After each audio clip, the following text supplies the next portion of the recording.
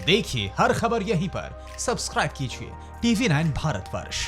अभय दुबे कह रहे थे कि एग्रेसिव फॉरेन पॉलिसी परसुएंस के बावजूद लोगों को ऑन बोर्ड लेने की कोशिशों के बावजूद और ये देखने के बावजूद कि पूरी दुनिया में हिंदुस्तान का प्रभुत्व बढ़ रहा है, अगर एक पड़ोसी की तरफ से ऐसा होता है तो कई चीज़ें कहीं ऑप्टिक्स में तो नहीं रह गई, उसका ग्राउंड में कुछ हासिल नहीं हुआ, ऐसा तो नहीं है। मेरे को पूछ रहे? हेलो जी, मेरे को पूछ रहे हैं क्या आप? हेलो, हाँ, ऑब्वियसली सर आपसे ही बात कर रहे हैं। श्री नरेंद्र मोदी जी के नेतृत्व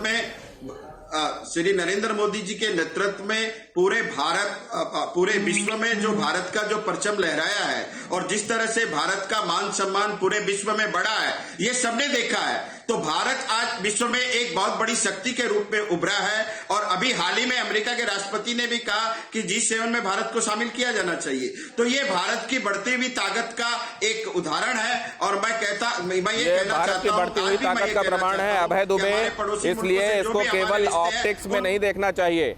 कई चीजें जो दिखाई देती हैं वो कूटनीति के लिहाज से जरूरी होती हैं और इसको केवल ऑप्टिक्स में कन्फाइन कर देना ठीक नहीं है। आज अगर आपके साथ अमेरिका खड़ा है, इजराइल खड़ा हुआ है, रूस आपके साथ खड़ा हुआ है, तो ये ऑप्टिक्स नहीं है, आपने जो ग्राउंड वर्क किया है उसका हासिल है। देखिए, ये उस जमीन पर दिखाई देना चाहिए, उसके परिणाम मिलने चाहिए। मैं पूछता हूं, आपने चाइना के लिए दिल ही नहीं व्यापार के भी पूरे दरवाजे खोल दिए। उठाकर देख लीजिए, चाइना से इंपोर्ट 3-4 फोल्ड बढ़ गया 6 साल के मोदी सरकार में। हमने कहा था कि डोकलाम पर आपको चर्चा करनी चाहिए जब आप वुहान जा रहे हैं, तो बताया गया कि इनफॉर्मल टॉक्स, एक नया क्रम प्रारंभ कर दिया। उसके बाद 19 में जब चाइनीज प्रेसिडेंट आए चेन्नई में, तब भी हमने कहा कि 2 दिन पहले ही इमरान खान के साथ चाइना ने खड़े होकर कहा है कि हम कश्मीर के मसले पर पाकिस्तान के साथ दृढ़ता से खड़े हैं। ये चाइना ने ऑफिशियल अपना दोनों देशों में स्टेटमेंट दिया। कई ऐसे कंटेंशंस के मुद्दे हैं, कई ऐसे कंटेंशन के मुद्दे हैं जिनको आप वक्त देखकर उठाते हैं। आवश्यक नहीं है कि उसी समय आप जाएं और उसी समय कोई आप मुद्दा उठा दें। हमने देखा कांग्रेस की सरकार ने जम्मू कश्मीर के संदर्भ में भी कई मुद्दों को उनके हिसाब से जब टाइम आया या नहीं आया उस हिसाब से वरीयता दी।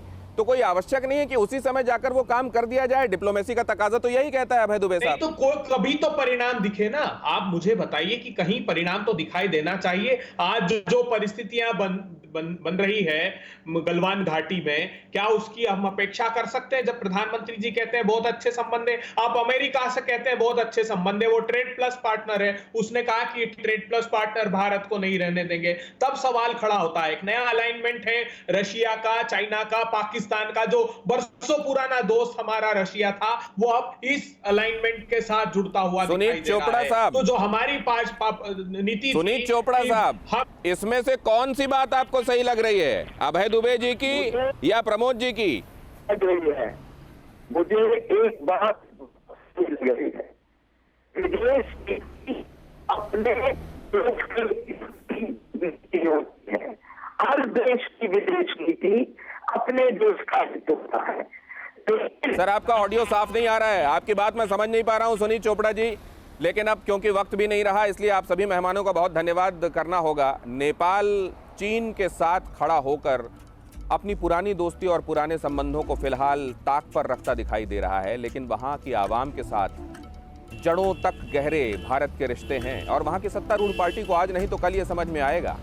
लेकिन कहीं नेपाल के हिसाब से तब तक देर तो नहीं हो चुकी होगी।